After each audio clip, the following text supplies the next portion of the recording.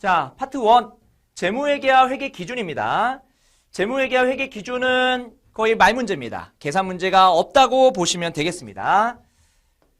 자, 그리고 우리 회계와 관련된 기본적인 개념들이 쭉 들어가 있는데 너무 기본적인 것들은 좀 생략하고 중요한 부분 위주로 시험에 나올 만한 그런 문장 위주로 좀 말씀을 드리도록 하겠습니다. 자, 보시면 일단 회계의 의의와 목적 우리 굳이 볼 필요 없겠죠. 회계란 뭐 어쩌고 저쩌고 써 있는데 참고 삼아서 보시면 되고, 쭉 넘기면 재무정보 이용자를 우리가 내부정보 이용자랑 외부정보 이용자로 구분을 하죠.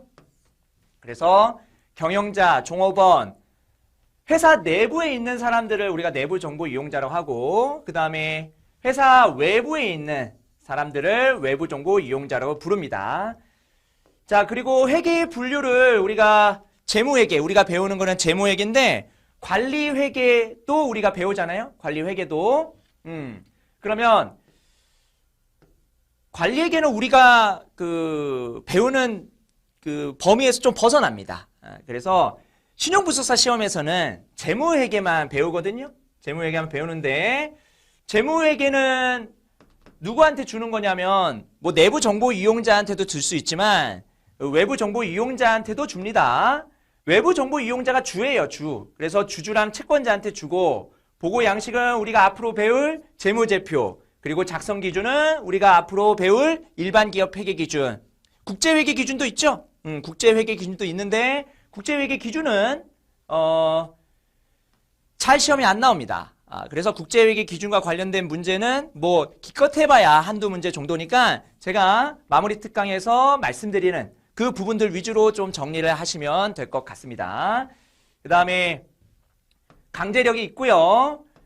그 다음에 보고 주기는 정기 보고인데 뭐 1년이 될 수도 있고 뭐 반기 보고가 될 수도 있고 분기 보고가 될 수도 있습니다. 관리에게는 이거는 말 그대로 관리 목적이에요. 경영자가 내부 관리 목적으로 만든 회계이기 때문에 보고 양식도 특별히 존재하지 않고요. 강제력도 없고 기준도 없습니다. 그리고 보고도 그냥 필요할 때 수시 보고예요. 수시 보고. 자, 이렇게 재무회계를 배운다 보시면 되고요. 그 다음에 재무보고랑 재무제표가 있는데 이것도 간략한 정의니까 넘어가도록 하겠습니다. 회계의 기능이 나올 수도 있으니까 회계의 기능을 한번 볼까요? 회계의 기능, 정보를 제공하는 기능이죠. 정보를 제공하는 기능인데 사회적 직능을 수행하기 위한 기초 자료로 우리가 정보를 제공하는 거죠. 그래서 정보를 제공하는 그 기능, 정보 제공 기능이 있다 정도 보시면 되고, 그 다음에 수탁 책임의 보고라는 말이 나오는데 수탁 책임, 수탁이 뭐예요? 뭔가 받았다는 거죠. 받았다. 누가 받았다? 경영자가 회사의 운영에 대한 책임을 주주나 외부에 있는 정보 이용자들을 대신해서 받은 겁니다. 그래서 경영자가 이러한 책임을 가지고 있는 걸 죄송합니다. 수탁 책임이라고 부르고요. 수탁 책임. 그래서 회계는 이러한 수탁 책임에 관한 보고 기능을 한다라는 게 회계의 기능 중에 또 하나가 되겠습니다. 아시겠죠? 자, 그렇게 해서 회계의 기능이 나올 수도 있는 부분이니까 뭐 간략하게 정리하시면 되는 거고, 요게 뭐 어렵진 않죠? 어렵진 않으니까 쉽게 정리할 수 있습니다. 자, 그러면 재무제표를 이용하는 사람들을 한번 보면 가장 대표적으로 이용하는 사람들이 투자자들이죠. 주식을 투자한 투자자들이죠. 그래서 그 회사에 투자한 주주들은 왜 여기다가 투자를 했냐? 자, 주주들은요, 그 회사를 운영을 합니다. 뭘 통해서? 주총을 통해서. 그리고 그 기업의 자녀 재산에 대한 권리를 가지고 있죠. 그래서 그 기업이 돈을 많이 벌면 그러면 남아있는 자녀 재산도 많아지겠고, 그 기업이 돈을 못 벌면 주주들이 가져가는 몫도 작아집니다. 그래서 주주는 보통 재무제표를 볼 때 뭐에 좀 더 신경을 쓰냐면 수익성에 좀 더 신경을 쓰죠. 수익성에 좀 더 신경을 쓰고요. 뭐 우리가 보통 얘기하는 주주들은 보통 주주를 얘기하고요. 우선주주가 있잖아요. 우선주주는 보통 주주보다 뭘 먼저 가져가는 사람들입니까? 배당을 먼저 가져가는 사람들이죠. 그래서 배당을 먼저 가져간다 해가지고 우선주주는 우리가 여기 보통 얘기하는 주주를 얘기하지는 않고요. 우리가 보통 주주라고 얘기를 합니다. 우선주주는 그냥 우리가 우선주주라고 명칭을 붙여요. 그래서 그냥 주주라고 나오면 보통 주주라고 생각하시면 되겠습니다. 아시겠죠? 자, 수익성을 좀 보고요. 그 다음에 그 재무제표를 보는 재무정보를 이용하는 수요자들 중에 하나가 또 채권자죠. 채권자는 이자랑 원금을 받죠. 누구에 앞서서 받습니까? 주주들에 앞서서 받습니다. 그래서 기업이 벌어들인 이자나 원금을 채권자가 가져가고 그 다음에 정부에 세금 내고 그리고 남은 게 있으면 주주들이 가져가는 겁니다. 그 주주들 중에서 우선주가 가져가고 그 다음에 보통 주주들이 가져가는 거죠. 그래서 채권자한테 약속한 이자를 줘야 되는데 만약에 못 주면 채무 불이행이 됩니다. 그래서 채권자는 보통 그 기업의 안정성 위주로 좀 보죠. 채권자는 그 기업의 안정성 위주로 좀 본다. 자, 그리고 기타 수요자들 있으니까 요거는 확인하시면 되겠습니다. 뭐 경영자는 그 회사의 이익에 따라서 보상을 받으니까 뭐 보상 계약의 기초 자료로서 활용할 수도 있고 아니면은 뭐 여러 가지 의사결정을 하기 위해서 재무제표를 볼 수도 있고요. 종업원은 양질의 근로를 위해서 회사의 안정성과 수익성을 판단하고 거래처는 내 돈을 다 받을 수 있는가 그 회수 가능성을 평가할 수도 있고 고객은 나한테 계속 제품과 서비스를 제공할 수 있는가 그 계속성을 평가하게 되고요. 정부 및 감독기관은 뭐 국세청 같은 경우에는 조세 부과 그 다음에 뭐 공공기관 같은 경우에는 공공요금 결정 이런 것들이 또 정부가 또는 감독기관이 그 재무정보를 이용하는 목적이 될 겁니다. 자, 이렇게 각 수요자별로 어떤 식으로 왜 어떤 목적으로 그 재무제표를 이용하는지 그게 또 시험에 나올 수 있고요. 그 다음에 재무정보를 공급하는 이유 누가? 기업이 재무정보를 공급하는 이유 자, 공공재적인 성격을 띠고 있기 때문이다. 그래서 사회 전체적으로 필요한 어떤 재화다라는 거죠. 그래서 사회 전체적으로 필요한 수준까지 공급하기 위해서 규제가 필요하다는 입장인데요.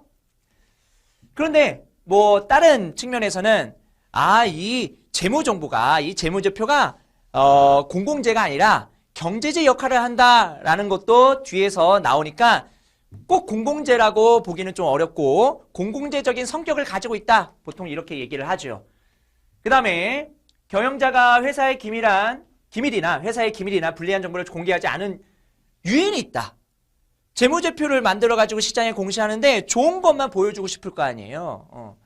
그래서 불리한 정보는 공개하지 않으니까 재무정보를 좀 공개하도록 강제해야 된다라는 내용이 또 있죠. 그 다음에 법에서 요구하고도 있습니다.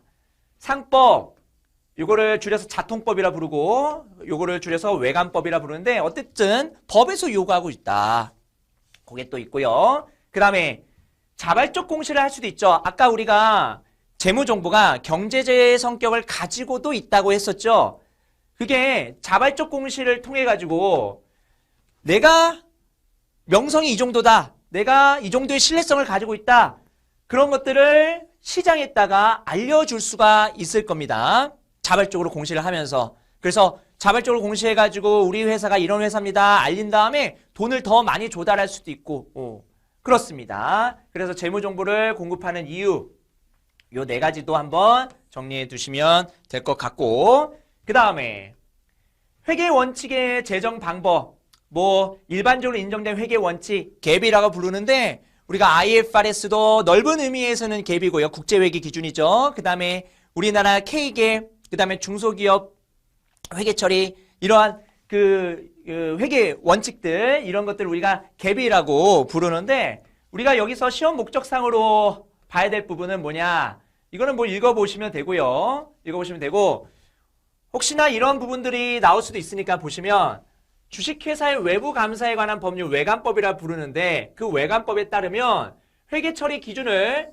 금융위원회, 증권선물위원회 심의를 거쳐서 정하도록 하고 있습니다. 됐죠? 자, 금융위원회는 회계기준 제정과 관련된 업무를 포함한 회계처리 기준에 관한 업무를 민간법인이나 단체에 위탁할 수 있다. 그리고 실제로 회계기준 제정과 관련해서 위탁을 했는데 어디서 우리가 제정을 하고 있냐? 보니까 민간기업, 민간회사죠? 한국회계기준원에서 제정을 하고 있다. 요거 알아두시면 되고, 그 다음에 기업회계기준을 우리가 한국책대 국제회계기준, 그리고 일반기업 회계기준 이런 식으로 구분하는데 이거에 대한 차이를 물어볼 수도 있거든요. 자, 큰 원칙은 이거예요. 큰 뭐 차이점은 이겁니다. 한국책대 국제회계기준은 원칙 중심이에요. 원칙 중심. 조금 큰 숲을 본다라고 생각하시면 되고 IFRS는 일반 기업 회계기준은 숲보다 좀 나무를 본다. 규칙 중심이다. 이렇게 보시면 됩니다. 그리고 공정가치 평가가 중점이 많이 되고요. 지금 얼마냐? 얼마냐? 요게 나중에 목적 적합성과도 관련이 있죠. 질적 특성 중에 목적 적합성과도 관련이 있고, 그 다음에 일반 기업 회계 기준은 역사적 원가주의입니다. 뭐 역사적 원가주의가 과거에 얼마 주고 샀냐? 이 내용이잖아요. 공정가치로 평가를 안 하냐? 그건 아니에요. 그러니까 공정가치도 평가하고 역사적 원가도 하는데 역사적 원가에 좀 더 초점이 맞춰져 있다. 역사적 원가에 초점을 맞추면은 뭐가 제고가 되냐면 신뢰성이 제고가 된다. 이렇게 보시면 되고요. 요 밑에는 중요한 거 아니니까 그냥 넘기시면 될 것 같습니다. 그냥 참고 삼아서 보시고요. 일반 기업 회계 기준도 요새는 연결 중심으로 많이 가고 있는 추세입니다. 그래서 이거는 참고 삼아서 보시면 됩니다. 자, 그 다음에 아까 제가 말씀드렸던 부분이죠. 회계 원칙 제정의 주체. 자, 회계 원칙 누가 만들고 있어요? 원칙 일단 기준 자체는 한국회계기준원에서 만들죠. 어쨌든 이렇게 만드는데 만약에 그 원칙 제정의 주체가 시장이다. 시장이다 라고 하면은 자유시장 접근법이고, 만약에 원칙을 만드는 주체가 규제기관이다. 그러면 규제접근법으로 우리가 구분할 수가 있습니다. 자, 뭐 어쨌든 시장에서 회계 원칙을 제정하는 거를 회계정보가 경제제라는 관점에서 보는 거고요. 그 다음에 규제기관이 회계 원칙을 제정해야 된다라는 거는 회계정보를 공공재로 보고 있다는 거죠. 그래서 경제재로 보게 되면 그 재무정보를 하나의 재화라고 보고 그 수요와 공급에 의해서 그냥 시장에 맡기게 되면 알아서 재무정보를 누군가는 공급하고 누군가는 수요하겠다는 거예요. 그렇죠? 그러한 접근 방식이 자유시장 접근법이고요. 그 다음에 규제접근법은 무인수익자 현상이 발생할 수 있다. 시장 실패로 발생할 수 있다. 공급자랑 수요자가 시장에 맡겨놓으면은 유리한 사람만 그 재무정보를 이용하고 불리한 사람은 오히려 재무정보를 이용하지 못하는 그러한 현상이 발생될 수 있으니까 어느 정도 규제는 필요하다라는 것이 규제접근법입니다. 아시겠죠? 그래서 이렇게 구분을 할 거고요. 이렇게 구분을 하고 그 다음에 추가적으로 시험에 어떤 것도 얘기가 되냐? 그럼 둘 중에 뭐냐라는 거죠. 뭐냐? 뭐에 좀 더 중점을 두고 있냐면 요새는 회계 정보를 공공재적인 성격으로 많이 보고 있습니다. 그것까지 알아두시면 되겠습니다. 아시겠죠?